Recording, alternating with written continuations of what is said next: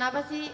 Pak Budidaya gugur gunung niki. Nggih. Terus Kembang Rawe nggih. Kembang Rawe. Kembang Rawe sing saka kulon siapa, Mas? Blendrong kulon. Blendrong kulon. Nah, cocok dibawani sithik ya, Nduk.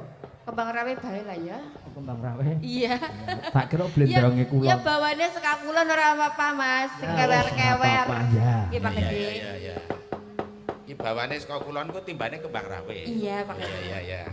Alon-alon nggih Pak Gede, kula dangu mboten nderek Mas Narpo niki rada deg-degan. Ora apa-apa, Dok. Aku ya meng alon-alon. Nggih, mboten nate nderek wayangan. Aduh, ndereke bal-balan ya. Nek kon aku nderek mobil rusak kae gek diderek. Melu ngetutaken. Ngututaken. Nggih, ngetutaken Mas Narpo. Yuk.